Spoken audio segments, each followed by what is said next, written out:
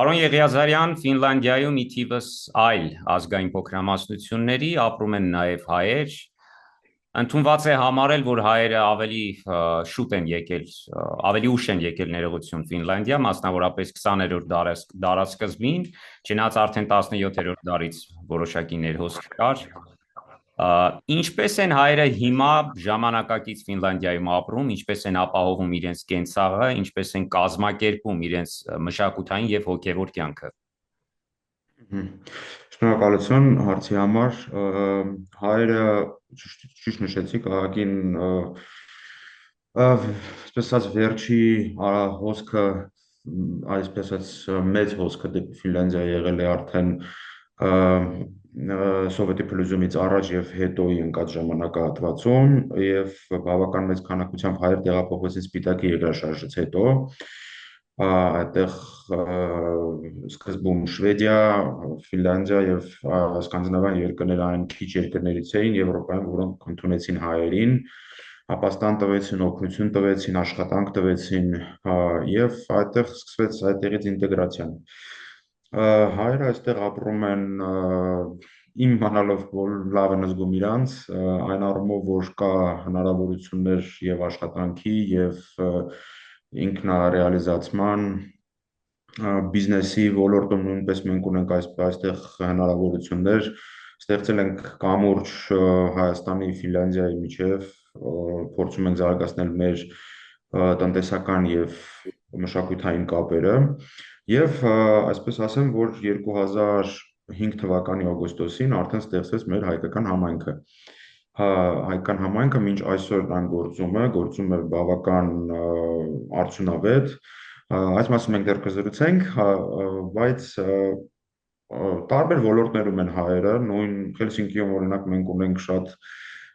սիրուն լրիվ ամբողջովին հայկական տրադիցիաներին համապատասխան հայկական ռեստորան, հայկական խոհանոց, այո, մեր ալկոհոլի խանութներում նույնիսկ վաճառվում են հայկական գինին, կոնյակը եւ գարեջուրը։ Նման եւ տարատեսակ այլ ոլորտներում, ինչպես շինարարություն, IT, մշակութային տարբեր ոլորտներում, կրթական ոլորտներում ունենք մենք մեր պրոֆեսորները, բժշկության ոլորտում ունենք հայեր, որոնք որ հաջողության են հասել բժշկության ոլորտում, Օրինակ, խոսքը չի վերաբերվում ոչ միայն Հելսինկին, այլ նաեւ կարող եք օրինակ բերել։ Օրինակ, մենք ունենք Տամպերայում պրոֆեսորներ, որոնք որ այսպես ասած համալսարանում դասավանդում են Տամպերայի համալսարանում, մենք ունենք Հյուսիսում Օուլու քաղաքում ունենք կրկին այնտեղ պրոֆեսորներ, շատ մեր համայնքի անդամներից մեկը, այնտեղ նույնպես դասավանդում է։ Բժիշկներից կրկին Տամպերը, Տուրկու քաղաքներում ունենք բժիշկներ, կրկին մեր համայնքի ակտիվ մասնակիցներն են։ Այդպես Հելսինկիում չի ասի, որ այդքան շատ են կոնկրետ կրթության ոլորտ ներկայացուցիչները, բայց մնացած համալսարաններում, այսպես ասած, իրանք հայտնի են բավական, էլ իրանք իրենց այսպես ասած ներդրումը ունեն։ Վերջին մշակութային իրադարձությունը, որը կհիշեք։ Վերջին մշակութային դարձությունը այ հենց զատիկն էինք նշում երեք, զատիկն էինք նշում մեր ուրեմն 2023 թվականին մենք արդեն բացեցինք մեր խաչքարը առաջին այստեղ, մենք ունենք Էսպո քաղաքում, որը որ շատ մոտ է գտնվում Հելսինկիին, այնտեղ կա ուղղափառ եկեղեցի, ֆին ուղղափառ եկեղեցի, այդ ֆին ուղղափառ եկեղեցու բակում տեղադրված է մեր հայկական խաչքարը։ Դա մեծ ձեռքբերում էր հայ համայնքի համար, ամբողջ համայնքը մեծ ներդրում ունեցավ ընդհանուր այդ մեծ գործում եւ այդտեղի հոգեոր առաջնորդի հետ մենք իրականացրեցինք հայկական զատիկին նվիրված միջոցառումները, այնտեղ հավաքվել էինք, բոլոր ֆիներ էին եկել, հայերն էին եկել եւ այնտեղ մեր բոլոր զատիկի ընթացակարգերին համաձայն տոնեցինք, նշեցինք այդ իրադարձությունը երգով։ Մենք ունենք մեր համայնքում ունենք մի հատ խումբ, որը կոչվում է Վալո, լույս, ֆիներենից մեր աղջիկներն են, որոնք որ իրականացնում են, գալիս են եւ երգում են մեր հայկական երգերը մեր հայկական մշակութային ամենահայտնի կատարումներն են իրականացնում ֆիների եւ մեզ բոլորիս հայերիս համար։ Ֆինլանդիայում Վերջ իրադարձությունը դա է եղել։ Հհ։ Ֆինլանդիայում հայկական եկեղեցի կա, արդյոք։ Ոչ, Ֆինլանդիայում հայկական եկեղեցի չկա, հայկական եկեղեցին ամենամոտիկը Էստոնիայում է, Տալինում։ Այդ ուղղությամբ քայլեր ձեռնարկում եք, պատրաստվում եք որևէ։ Այդ ուղղությամբ, այո, սկսել ենք խաչքարից, հիմքը դրել ենք, հա, հիմա փորձենք արդեն ընթացքում դեռ միջև եկեղեցին մի քիչ ավելի շատ հարցեր ունենք, որոնք որ ավելի արդիական են, կարծում եմ այս պահին, հա, հետո տեսնենք, բայց դա մեր պլանների մեջ մտնում է անկասկած։ Դուք նշեցիք, որ հայերը գրեթե բոլոր ոլորտներում ներկայացվածություն ունեն։ Արդյոք հայ պաշտոնյաներ կան Ֆինլանդիայում։ Հայ պաշտոնները այցելում են Ֆինլանդիա, ժամանակ առ ժամանակ, ես ճիշտ ասած շատ չեմ առնչվում, բայց իրանք հիմնականում գալիս են պաշտոնական այցերով, մենք դիմավորում ենք եւ հանդիպում ենք դեսպանների հետ, մեր Ֆինլանդիայի, Շվեդիայի եւ այլ սկանդինավիայի երկրների դեսպան Տիկին Աննա Աղաջանյանի հետ, որը որ գալիս է նույն այդ միջոցառումների նույնպես մասնակցում է, բայց դրանք կրում են հիմնականում փակ բնույթ եւ այսպես ասած համայնքը մի քիչ դրանց տենց չի մասնակցում, այսպես ասեմ, էլի մեր ուղղվածությունը քաղաքական չէ, մեր ուղղվածությունը կոնկրետ մշակութային է, տնտեսական, մշակութային հիմնականում դրա մեջ ենք մենք խառնում, քաղաքական հարցերով մենք փորձում ենք մի քիչ տենց նեյտրալ, այսպես ասած, ուղի բռնել։ Հարցը հստակեցնեմ, տեսեք, ես նկատի ունեի Ֆինլանդիայում պաշտոնյաների մեջ կան հայեր։ Ընդհանրապես Ֆինլանդիայում ունենք մի հատ կին, որը որ վերջերս այսպես ասած պետք է ճիշտ ասած չեմ իմացել, բայց ոնց է վերջացել, բայց Էսպո քաղաքը, չէ, Վանտա քաղաքի քաղաքապետի տեխնացուն էր, ոնց որ ուզում էր դառնալ, շատ վաղուց է այստեղ ապրում։ Ուղղակի ես այս պահին ցավոք ինֆորմացիա չունեմ, ինչպես ավարտվեցին այդ ընտրությունները, ինքը անցավ թե չէ։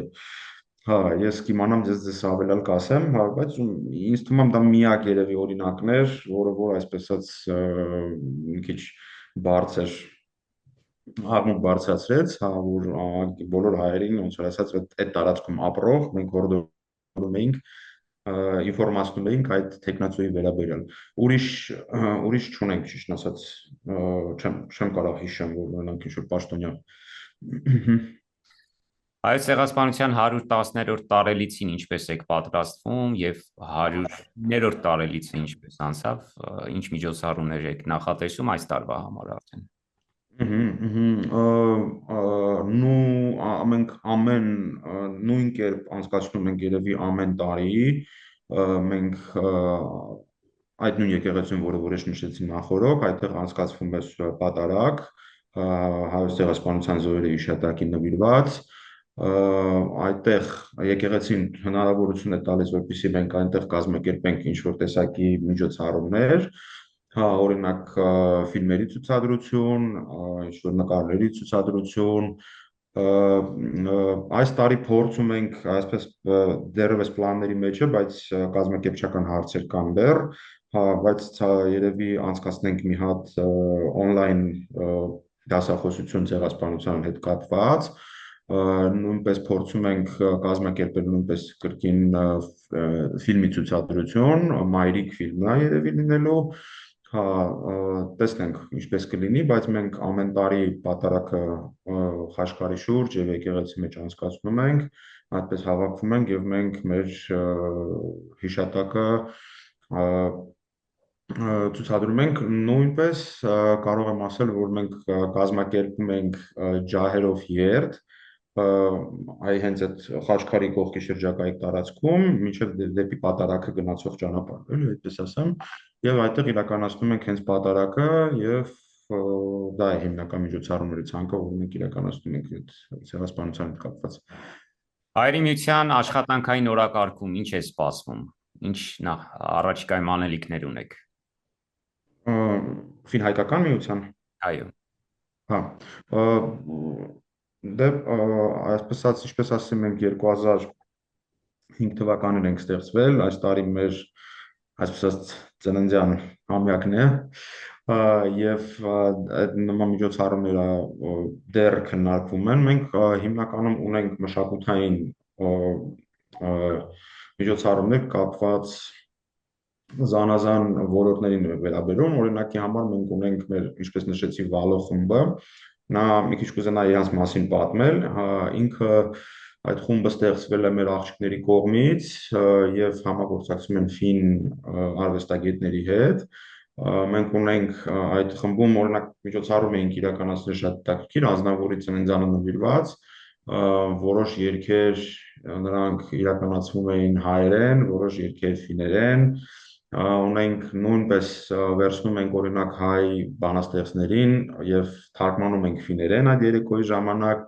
նույնպես ֆին բանաստեղծներին թարգմանում ենք հայերեն։ Եվ ինչպիսին է արձագանքը ֆինների կողմից։ Շատ դրական, նույնիսկ կարող եմ ասել, առաջի տարին, եթե քիչ էին մարդիկ, երկրորդ եւ երրորդ եւ հաջորդող տարիները արդեն մեծ ավելի տարածք էինք վերցնում, որովհետեւ հետաքրքրությունը բավական մեծ էր եւ կարող եմ ասել, որ վերջին միջոցառումը, որին ես էի մասնակցել, դա մի քանի տարի առաջ էր, որը որ 2 տարի առաջ, ինչքան հիշում եմ, նույնիսկ այն ժամանակվա արտաքին գործերի նախարարն էր Ֆինլանդիայի եկել հյուր մեզ եւ ոչ միայն, այդտեղ շատ այլ մարդկանց ենք մենք հրավիրել եւ այդտեղ կար պոեզիայի երեկո եւ ֆինական տանգո, այդպես մի հատ տես կոմբինացիա ենք որ մտածել երեխեքը ու այդպես իրականացրեցինք շատ լավ երեկո էր, իհարկե մեր հայկական հյուրասիրություններով եւ իր այսպես ասեմ ամեն ինչով բարձր մակարդակով կազմակերպվեց։ Այդպես դեռ այդ նման բաները դեռ քննարկման մեջ են, որովհետև հիմնական միջոցառումները մեր մոտ սկսվում են հունիսից հետո, իհարկե մենք նշում ենք անկախության օրը, մեծ միջոցառումները, որոնք որ պետք է կապված են Հայաստանի Հանրապետության հետ, մենք դրանք անպայման մենք այստեղ նշում ենք, իրականացնում ենք, բայց նախնական ունենք մշակութային ծրագրեր, որոնք որ ամառն են լինում, Ֆինլանդիայում կա այսպես կոչված մեկ գյուղ, մեկ քաղաք, մեկ աշխարհ միջոցառումը, որտեղ որ տարբեր երկրների ներկայացուցիչներ որ ներկայացնում են իրենց երկիրը, Հայաստանը միշտ մենք ներկայացրել ենք վերջի 2-3 տարին կոവിഡից հետո մի փոքր այսպես ասած пассив էր եւ պայմանները մի քիչ չէին, բարելավ չէին, դրա համար մենք չէինք մասնակցում, բայց այս տարի փորձելու ենք երևի մի 2-3 շաբաթից է հայտերը բացվելու, փորձելու ենք դրանց դիմենք, տեսնենք ինչպես կստացվի, բայց այս տարի մենք որոշել ենք մի փոքր ընդլայնենք, մի քիչ կենտրոնացվածությունը Հելսինկիի վրա շատ մեծ է, դրա համար որոշել ենք միջոցառումների ասած նշանը փոխենք այլ քաղաքներ նույնպես, Օլու, Տուրկու, Տամպերը եւ նամանավան երբ որ ունենք այնտեղ հայեր բավականաչափ ապրող, որոնք որ կարող են մեզ օգնել եւ կարող են այդ մեր մասնակցությունը ապահովել։ Հիմնական այդ պլանները դրանք են, ունենք մենք առանձին ժամանակացույց, հունիսից հետո է արդեն սկսվում, կամաց պատրաստվում ենք։